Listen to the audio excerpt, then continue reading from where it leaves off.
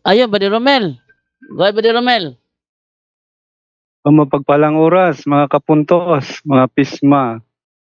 Ah, i-ano ko lang, yung ipaliwanag ko lang yung kaninang sinasagot natin diyan tungkol sa Mary's Sepulchre. Ano po? So tama yung sinabi ni Bro Angel na nandoon sa baba ng Mount of Olives.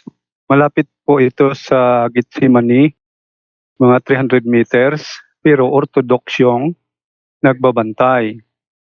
Sa ano naman, Dormition Abbey, malapit po ito sa upper room o last upper room at ng Galicanto. So yon po pinapangalagaan ng Benedictines friar, no? Katoliko po ito. Doon natutulog lang ang ating Mama Mary, no? Inakyat sa langit. Yun ang paniwala natin, namatay siya, parang tulog lang. So nandoon yun, no? Para hindi tayo malito, para kung pumunta sila rito, yun ang makikita nila. Yun lang, Bro Jando, maraming salamat po. Haksameyak, Israel. Sukot nila bukas ng gabi. So, Feast of Tabernacle. Back to you, Bro Jando. Ayan, thank you sa iyo, Brother Romet and Brevilla. Kaya doon sa mga nagsasaliksik ng totoo, huwag kayo magpaniwala sa mga nagpapakamarunong sa patungkol sa Israelita. Hindi naman nakapunta ng Israel. Hindi alam ang pinagkaiba ng paring Hudiyo sa paring Katoliko. Oh, yan ha. Saliksik kayo ang mabuti. Sabi ng kapatid ko rito, magandang gabi sa lahat mga kapuntos. May nagtanong po sa akin. Gusto ko rin malaman ng sagot. Ang tanong po ay patungkol sa bino o dugo ng Panginoong Hesus during Eucharist. Bakit raw ang mga pari lang ang umiinom ng dugo ni Panginoong Hesus at bakit di raw kasali ang mga miyembro? Tanong po ito ng sulpot. Sabi niya, wala raw may isa ang nakakasagot. Bakit po ba? Sana mapansin niyo po ito. Wala raw ni isang nakakasagot. Totoo ba yon? Ay, ang tagal na namin sinasagot yan. Kasi ganito yan. Sa Biblia, wala kang mababasa na may miyembro sa iglesia pinainom ng vino. Wala. Ang pinainom ng alak sa Biblia, yung mga apostol. Yung mga apostol, mga bishop yun. Yan. Pangalawa, during Eucharistic miracle ng milagro, yung Eucharistia, naging tunay na laman, merong dugo. Yan ha? Merong dugo. At walang ni isa mang scientist ang nakadebunk sa nangyaring Eucharistic miracle sa Lanciano, Italy at Buenos Aires, Argentina. Wala. Yon. So matagal nang sinasagot yan. Ewan ko lang yung katalakayan ng kapatid ko. Bakit sinasabi niya na wala pang ni isang nakasagot? Baka takot lang kasi harapin ng punto por punto para masagot ang kanyang tanong. Sa mga sulpot dyan na sa feeling ninyo, feeling ninyo ang gagaling na ninyo, feeling ninyo nasa tama kayo at nasa mali kami, hinahamon ko kayong lahat, pumasok kayo rito during live. Gaya na lang halimbawa ng isang nag-comment dito, si Gino Lomok. Hindi ko alam kung saan to nakapanood eh. No? Sabi niya, labaw pa ni kabutbuton si Jando Alabado. Uy, bisan mabasa nga ang santo demonyo na nagsulat. Ano daw? Santo demonyo na nagsulat? Nga giusab sa papa ninyo ang adlaw igpapahulay sa Dios nga Sabado gihimong Domingo ay hindi binago ng papa namin ng Sabat na ino-observe ng mga Hudiyo. Ikaw yata ang walang alam, Ginulumok. Katunayan hanggang ngayon ng Israel, Sabado pa rin. Kung binago ng papa, hindi sana Linggo na rin sila. Kuto ba to? Oh, pagkabaka ko ni si Jando, maulawan gani ni nangutana kang Pastor Bacalaris, mabasa sa ilang libro nga giusab sa inyong papang adlaw ipapahulay. Excuse me, Gino Lumok. Hindi ko alam kung saan ka nanonood. Hindi ko kailanman tinanong si Bacalares patungkol sa Sabat. Ang tanong ko sa kanya patungkol sa term founder. Pinatayan niya ako ng microphone at pinalitaw niya na nag-drop out ako. Buti na lang magkasabay, magka-record yung camera ko at ang cellphone. Yung cellphone napatay niya pero ako'y nagsasalita continuous. Pero pinalitaw niya, sabi niya, wala namang mababasa dito na si Jesus Christ ang founder ng iglesia. Wala raw. Eh nung ako'y nakabalik na sa linya, sabi niya, "Oh, Jando, nasaan dito?" Eh nang binasa ko, tingnan niyo ang mukha ni Bacalares, hindi mapinta. Oh, sabi ni Kristo, itatayo ko ang aking iglesia. I will build my church. Ang pagkaunawa niya sa founder is nakasumpong. Saang talata sa Biblia sinabi ni Kristo, nasumpungan ko ang aking iglesia? Ha? Nasumpungan? Yan nga nahirapan si Bacalares nun. Hindi ako kailanman nagtanong kay Bacalares patungkol sa Sabat. Hindi yata ako kilala ng taong ito eh. Hindi, hindi ako kilala. Sabi niya, gipalong ang cellphone kay naunay sa iyang kaugalingong utot, nabulabog sa ilang bakak. Tingnan niyo ha. Panoorin mo yung yung live ko sa sa talakayan naming dalawa. Ako'y nagsasalita, hindi ko na alam ba't sinabi niya naputol ako. Eh continuous akong nagsasalita, dinrap pala niya ang tawag. Bakit niya dinrap ang tawag? Teka, na ni Michael yung Michael, doon na may camera. Tinamaan yung camera ko, wait lang. So, ang nangyari doon ngayon is sinabi ko sa kanya na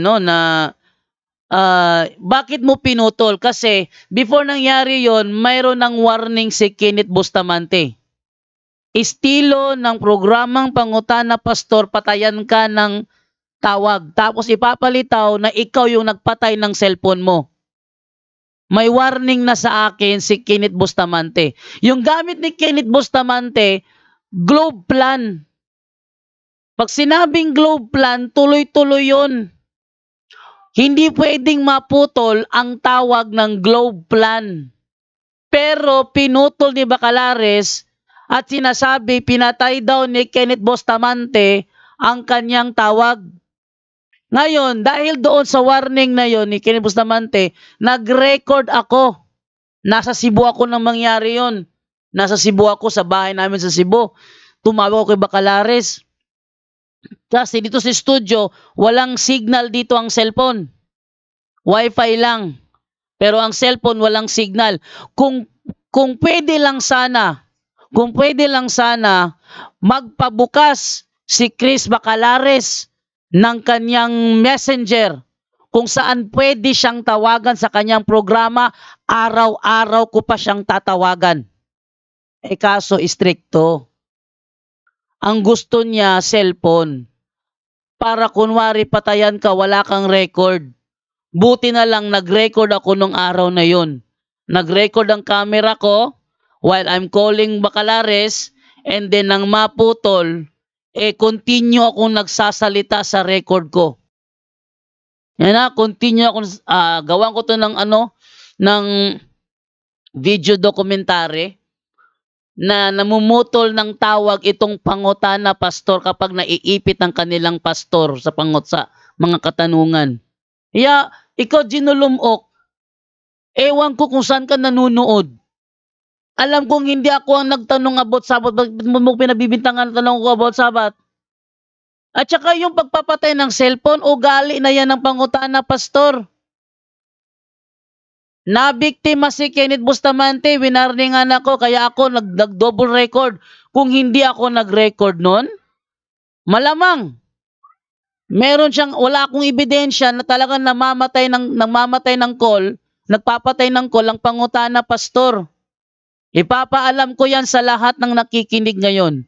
Katoliko man o hindi. Kapag naiipit si Chris Bacalares sa Pangutana Pastor, pinapatayan kayo ng cellphone. At ipapalitaw niya na kayo ang nagpatay dahil hindi nyo natiis ang kanyang katwiran. Ha? At ipinamamanhi ko sa lahat ng mga sabadistang nanonood ngayon. Sabihan nyo si Chris Bacalares magbukas ng messenger kung saan doon siya pwedeng tawagan. Kapag magbukas siya ng messenger, every live niya tatawagan ko siya. Ulitin ko ha. Pakisabi kay Chris Bacalares na magbukas siya ng messenger call, na pwede siyang tawagan sa messenger niya, at tatawagan ko siya during live niya pag nagbukas siya. Kasi dito sa loob ng studio, walang signal ang cellphone dito, ma-smart, dito, mag-globe, wala, ma-TM, wala. Walang signal dito sa loob ng studio. Internet lang. Kaya kung magbubukas itong si Chris Bacalares ng messenger call, tatawagan ko siya every live niya. Ipaarating nyo yan kay Bacalares at tingnan natin kung tatanggapin niya ang hamon. Tagal ko na naghamon dyan eh. Hahamon-hamon. Ano daw?